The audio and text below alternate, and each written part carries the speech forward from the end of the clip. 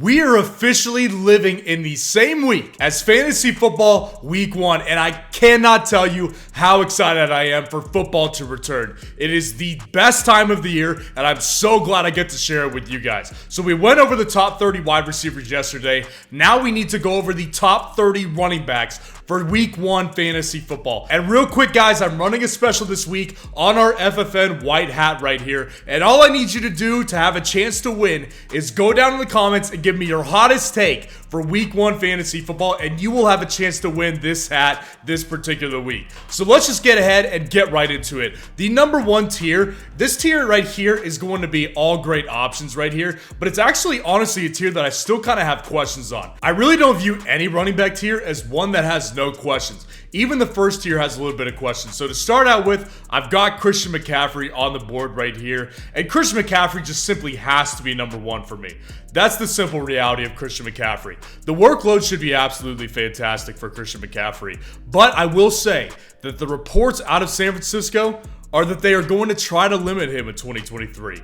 They understand he's getting older now, and they understand that he was very heavily used in Carolina, so he's got a lot of tread on his tires. They're trying to maintain him for the full season duration-wise, and they're trying to limit him as a result of that. So that is one thing to watch out for, and honestly, Pittsburgh's run defense is pretty strong. They have a pretty strong run defense. That's one of their best qualities on defense, and they were top 10 in rushing yards allowed last year. And also, they made some improvements in 2023 in the offseason to help bolster that front seven. But the reality here with Christian McCaffrey, he's simply too dynamic not to be number 1. And at number 2 here, I've got Austin Eckler taking on the Miami Dolphins at home.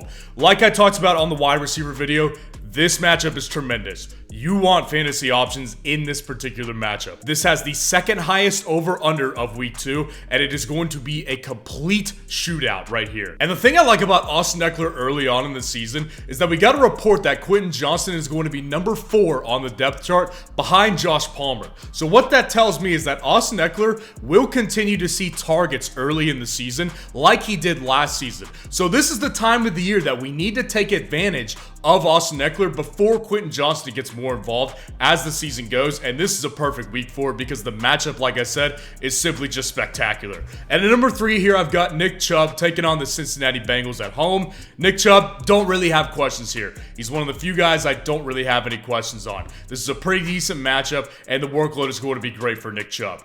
At number 4, I've got Tony Pollard taking on the New York Giants in New York right here. Here's the thing about Tony Pollard, man. I am totally on board with Tony Pollard right now.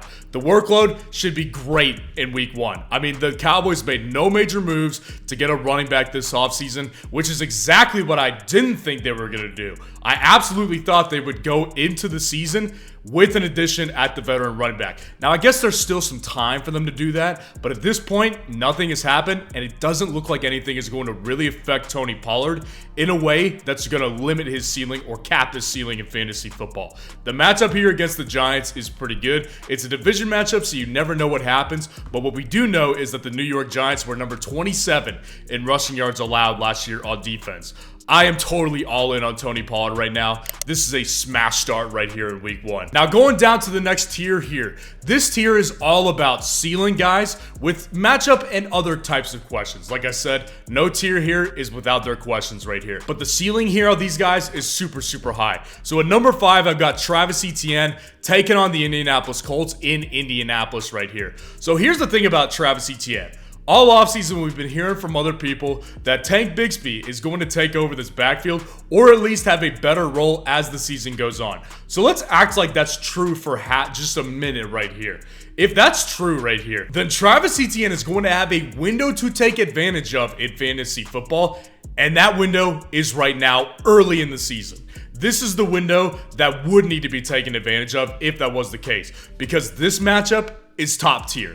I mean, Indy is going to struggle early in the season just with a rookie coach and a rookie quarterback, doesn't have their starting running back. This is going to be a weak team early in the season, and they're going to struggle. And Jacksonville is probably going to get out to an early lead and just keep their foot on the gas the entire time. This matchup is great here for Travis Etienne. I think he's going to get at least 18 to 20 plus touches in this matchup. Now moving on to number 6, I've got Saquon Barkley taking on the Dallas Cowboys at home on that Sunday night game. So obviously, no secret here, the matchup is tough on paper. Obviously, you're taking on the Dallas Cowboys defense. They're going to be a top 3 defense in fantasy football easily. They don't really give up a ton of points. They don't give up a ton of yards. But what is interesting here is that Dallas's run defense was their weakness in 2022. They were number 22 in rush yards allowed in 2022. Now, I'm not going to say that they're going to do exactly that again. They're probably going to improve in that category. As talented as they are up front, they're going to make some improvements here. But with Saquon Barkley, there's no red flags here for Saquon in 2023. There's just simply no red flags, and he's going to handle a very large workload immediately because he is the offense's best playmaker, without a question. Now, at number 7 here, I've got Josh Jacobs taking on the Denver Broncos in Denver. So Josh Jacobs right here, he should handle a very large workload immediately also.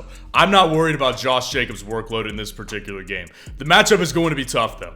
The Denver Broncos defense is going to be real this year. This may be a tougher matchup than Saquon versus Dallas. Denver was number 10 in rushing yards allowed in 2022, and Denver's defense is going to prove to be top tier this year with an offense that is going to be able to keep up with their defense this year, or at least a little bit better than last season. So this could be a tough game for Josh Jacobs, but you never ever sit Josh Jacobs as long as he is healthy. Now at number 8 here, I've got Derrick Henry taking on the New Orleans Saints in New Orleans right here. So Derrick Henry, guys, the workload is going to be usual. There's no reason to worry about Derrick Henry's workload. There simply isn't a running back on this roster who's really going to challenge Derrick Henry for touches here, so you don't need to worry about the workload. And the matchup on paper is pretty good, but what is important to note here, the New Orleans defense was number 24 in rushing yards allowed in 2022, but the thing to note here is that I do think that New Orleans will improve on this number in particular in 2023. But regardless of how it shakes out, Henry is still a smash start, as he always is in week 1. Now moving on to number 9, it may feel a little bit low to some people, but I've got Bijan Robinson taking on the Carolina Panthers at home. Like I said, this may feel like a very low ranking to you guys, and let me know in the comments what you think about Bijan in week 1. But here's the thing about Bijan Robinson in week 1. I have maintained that Bijan Robinson's draft capital is very important, and this is not to be ignored because the Atlanta Falcons would look like complete fools if they had Bijan Robinson ride the pine even in the beginning of the season. I totally expect Bijan Robinson to be heavily involved right out of the gate, but I also do expect that Tyler Algier will be more involved right now in week 1 than he will be in any other week. I think his touches just will go down as the season goes, but I do think this team will start out giving guys like Tyler Algier and Cordarrelle Patterson work that will be taking away from Bijan and thus lowering Bijan's ceiling in week 1. I do think Bijan's upside is going to be a little bit capped for the first couple of weeks, but like I said, this is going to be a situation where he will continue to get more volume throughout the season. The matchup may be tough here, but Bijan is simply a must-start guy. Now moving on to number 10, we're dropping down to the next tier here. We've got Joe Mixon taking on the Cleveland Browns in Cleveland right here. So Joe Mixon, simply put, he's the workhorse running back in Cincinnati. There's simply no question about who's going to be the workhorse back. I mean, if you look at their depth chart, they don't even have a clear backup running back. Their running back backups are not nearly as good as Samaje Perine was last year, and Samaje Perine is not a particularly fascinating player. So Perine is gone. They've got no clear backup here. Cleveland was number 25 in rushing yards allowed last year. This is a really safe workload for a running back 1 here in week 1. He's just not an exciting play because he's been around so long and people are just kind of bored with him at this point. Now moving on to number 11, I've got Alexander Mattison taking on the Tampa Bay Buccaneers at home right here. Now this may sound like an interesting watch this week. It may be interesting to see just how many targets and touches that Alexander Mattison gets with Minnesota now that he is the official 3-down back in this offense. Personally, I think this is going to be a pretty predictable week this week for Alexander Mattison. I think he's going to get 20 plus touches in week 1. The simple fact here is that all reports out of the offseason from Minnesota are that Alexander Mattison is going to be a 20 plus touch guy in 2023. No more Dalvin Cook. Alexander Mattison is clearly atop the depth chart. They clearly like the guy. I think Alexander Madison's workload is going to be fantastic right out of the gate. And never forget this, Alexander Mattison averages 22 fantasy points per game throughout his career when he plays at least 50% of the offensive snaps in those particular games. Never forget that information right here. And Minnesota is going to crush Tampa Bay. I think this is going to be a very easy game for Minnesota this week. So I do think that the game script will become very much a Alexander Madison-centric game script throughout the game, and I think it's going to be very early, too, that we start to see Alexander Madison get a ton of touches. Now, moving on to number 12, I've got Ramondre Stevenson taking on the Philadelphia Eagles at home right here. So, on paper, this may sound like a pretty tough matchup. I mean, when you think about what Philadelphia's defense did last year, it sounds like a pretty tough matchup on paper. Philadelphia was number 15 in rushing yards allowed in 2022, so not fantastic, also not bad. Pretty much middle of the pack right there. But here's the thing that we need to remember with Philadelphia's defense. They lost both of their starting linebackers to free agency, and they also lost a very key piece on the defensive line in Javon Hargrave. So this rushing defense is going to struggle early. I think they're going to struggle to mesh very early on, and I do think that this is a matchup that Ramondre can take advantage of. Now, of course, Zeke is going to see some touches, and he will definitely get some short yardage touches and goal line touches, but Ramondre Stevenson is going to see the majority of the work between the 20s, and he is still going to be involved in this passing game as well. Now, moving on to number 13, I'm actually kind of excited about this matchup, and it may surprise you, but it's Jahmyr Gibbs taking on the Kansas City Chiefs on that Thursday night game in Kansas City. So I honestly think that when you look at Jahmyr Gibbs season long, I honestly think this could be one of his best games, if not his best game of the entire season from a fantasy football perspective. I think this is a perfect game script for a guy like Jahmyr Gibbs.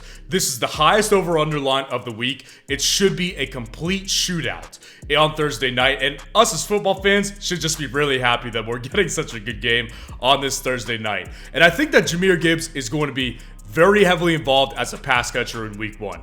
I think this is going to be a fantastic game script for him, and I'm honestly really fascinated and excited to watch Jahmyr Gibbs in specific on Thursday night. So short answer, just fire Jahmyr Gibbs up in week 1. He's going to have a pretty good week in fantasy, I think. Now moving on to 14, I've got Kenneth Walker taking on the Los Angeles Rams at home right here. This is kind of a tier that has capped upside and some workload questions attached to them as well. So when we're looking at Kenneth Walker specifically, I think he should absolutely lead the backfield this week in particular. And I'm also expecting Seattle to absolutely crush the Los Angeles Rams this week, and I expect it to be very early on that they jump out to a big lead. So the workload here and the game script for Kenneth Walker could become very Kenneth Walker-centric by early game or like second quarter. Now, I am a little bit worried about the missed time during the offseason here for Kenneth Walker in particular, but I'm still feeling confident putting him in my starting lineup in week 1.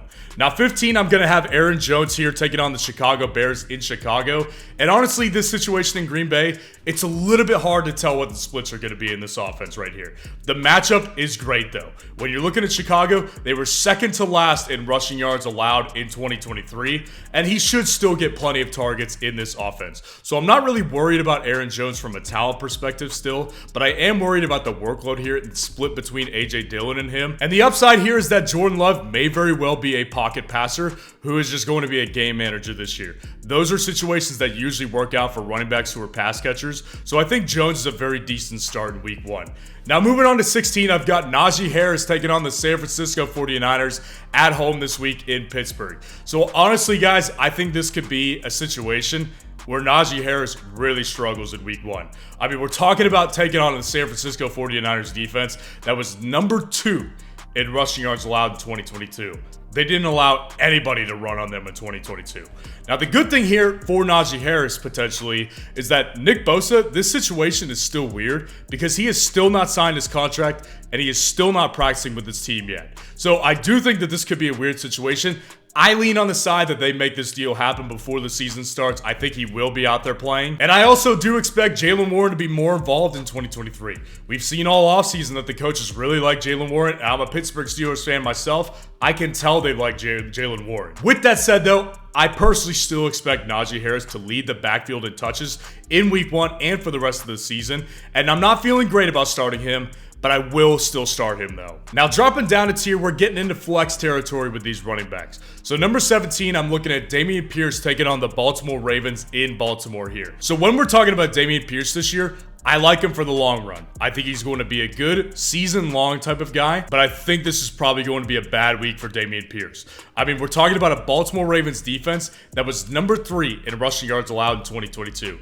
This defense is very, very stout on the run, and I honestly think they're going to get curb stomped in week 1. They've got a rookie head coach. They've got a rookie quarterback. I think this team is going to take some time to really gel and mesh together. I don't think this is a matchup that Dameon Pierce is going to take advantage of. But he's still going to lead the backfield here, which puts him in flex territory, but it is a little bit of a shaky option. Now moving on to 18 here, it's going to be J.K. Dobbins in that same matchup versus the Houston Texans at home. As far as the matchup goes, J.K. Dobbins gets definitely the better end of the stick here. This is definitely a better situation for J.K. Dobbins in week 1. The matchup is going to be fantastic. Houston was dead last in rushing yards allowed in 2022.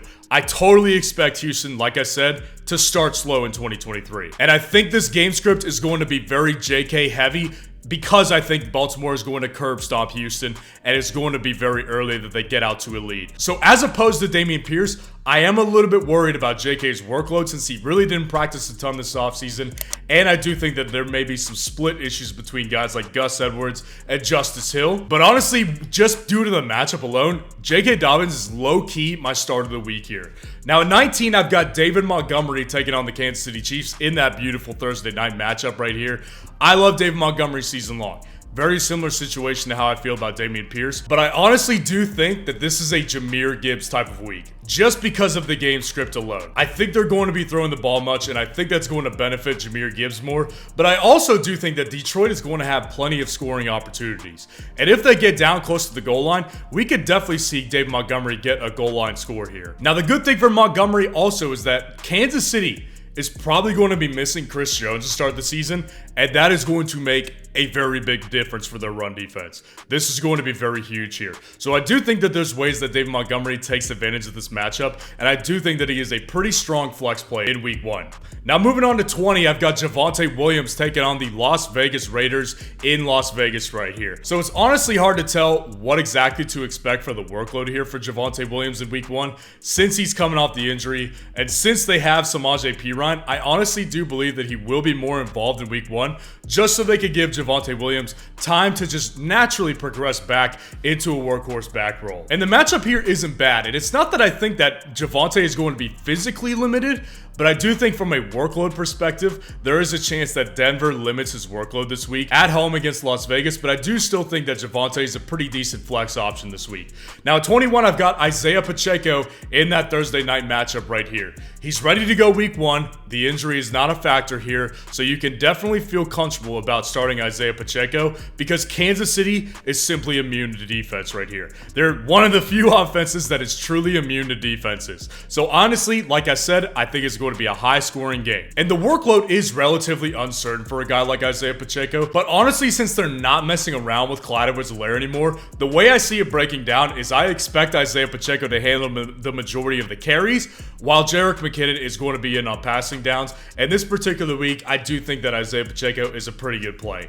Now moving on to 22, I've got Dalvin Cook versus the Buffalo Bills right here. So I think that we can expect that Dalvin Cook is going to be the more involved running back early between him and Breece Hall. I think that's how they wanted it to be because they want Breece Hall to be able to naturally progress back, very similar to a Javonte Williams type of situation. But it is worth noting that Dalvin Cook is coming off a shoulder injury, so he's not exactly 100%. Now he's going to play in week 1, there's no question about that, but the matchup is also very, very tough. Buffalo was number 4 in rushing yards allowed last year. That was their strength on defense entirely. And honestly, I expect that this is going to be a very pass-heavy game in week 1. So I do think that while Dalvin will be the clear starter, I think his upside is a little bit capped just due to game script this week. So moving on to 23, we've got Miles Sanders here taking on the Atlanta Falcons in Atlanta right here. This honestly is one of the most fascinating matchups here in week 1. I said it in my wide receiver video. I really do believe this is a very fascinating matchup here. Because when we look at Miles Sanders specifically, he's going to handle the workload. There's no question about that. Take a look at their depth chart. Take a look at the contract they signed him. No question that Miles Sanders will be the workhorse back in this offense. And I do think that he's going to get plenty of dump offs from Bryce Young, who is not a mobile guy. And I do think the pocket will collapse on them because their offensive line looked really bad in the preseason. And that's a problem here for Miles Sanders that I really didn't anticipate until we started watching the preseason games. But the good thing is that Atlanta was in the bottom half of the NFL in rushing yards allowed, and I expect their defense to improve this year in that category specifically. So I don't think that Miles Sanders is a smash start this week. I think he's a shaky flex option, but I am very, very intrigued by this matchup overall. So dropping down to 24 here, we've got Jamal Williams taking on the Tennessee Titans, man, in New Orleans. So there's multiple layers to this particular situation here with Jamal Williams in week 1. Jamal Williams should lead the backfield here in week 1. I mean, we're looking at this backfield. I think he's going to lead the backfield here until Alvin Kamara gets back. And in yesterday's wide receiver rankings video, I discussed how bad Tennessee was at defending the pass last year. They were horrific. I think they were number 32 in passing yards allowed. The craziest thing here is that Tennessee was number 1 in rushing yards allowed. They were stout against the run here. They were on polar opposite ends at each level of their defense. And honestly, I don't think that Jamal Williams is going to repeat the success that he had in 2022. The offensive line is much worse. The offense in general is much worse than Detroit's was. So I do think we're going to start to see that shake out in week 1. But I do think that he is a shaky flex option, but a possible one because of the workload here. So dropping down in this next tier, it's a very fascinating tier to me because this is a tier of really shaky guys from a workload perspective, but they're all really high upside plays. To start out the tier, we've got Khalil Herbert at 25 taking on the Green Bay Packers here. So like I said in the wide receivers video, this is another very fascinating matchup. I'm very excited to watch this matchup in particular because Khalil Herbert should lead this backfield. I mean, he looked great in the preseason, and he's number 1 on the depth chart. I think Khalil Herbert is definitely going to lead the backfield here. And Green Bay was a bottom 7 team in rushing yards allowed last year. But the thing about it is, obviously, like I've said earlier, division matchups are always tough to predict here. But there's no doubt about it that Khalil Herbert definitely has high upside in this week 1 matchup. But the risk is definitely there, though. So 26, I've got James Cook taking on the Jets at home in that matchup here. All signs point to James Cook being the 3-down back. We've seen it all offseason. The depth chart is definitely in James Cook's favor as well. And also the good part about it is the Jets' weakness in 2022 was the run defense. But the problem here when you look at a guy like James Cook, and I discussed this earlier in the offseason, I do like James Cook this offseason just because of the draft price that was attached to him. But when you look at Buffalo, their 3-down back and their definition of a 3-down back is much different than Tennessee's version or Cleveland's version or Green Bay's version. The volume just simply isn't as high there for a Buffalo running back here. So I do think that there will be some upside issues just from a volume perspective for James Cook, but I do think that the pass catching is definitely there though. I think he will definitely be involved this week. So this is a very, very interesting play in week 1. And then dropping down to DeAndre Swift at number 27 in New England taking on the Patriots right here. The good thing about this situation, and maybe the bad thing, is that it's still uncertain who's going to be this lead back in this offense. It could be any of them. Honestly, it could be all 3 of them. DeAndre Swift, Rashad Penny, Kenneth Gainwell could all be involved equally as much. Obviously, the explosive offense that the Eagles possess just presents that upside alone right here. But New England's defense is very, very tough. This is going to be a tough matchup here. This tier is risky. Like I said, all of these guys are risky, but honestly, the upside is there for all of these guys. And then dropping down to our last tier, we've got Raheem Mostert, Rashad White, and James Conner right here to round it out. Raheem Mostert in that great matchup versus the Los Angeles Chargers. Great matchup, uncertain workload here. Who knows what's going to happen with this Miami Dolphins backfield? It will be very fascinating to watch how this running back room shakes out, and specifically, who's going to get the passing work. But of course, just due to the upside of the matchup, this is a decent upside play. And then Rashad White taking on the Minnesota Vikings. Really, the saving grace here is that the matchup is pretty good. And I think that this is going to be a negative game script, which is going to put Tampa Bay in passing situations. And the one thing that Rashad White has on his side is the pass catching upside here. That's his saving grace in week 1. And honestly, him and James Conner are both desperation plays this week. Because James Conner, the difference here is that this is a tough matchup, but the similarity here is that this is going to be a bad game script for Arizona, and he has pass catching upside as well. So let me know what you think of the rankings and what start-sit decisions that you are wrestling with this week. And if you want to see the top 30 wide receivers for week 1 fantasy football, click on this video right here.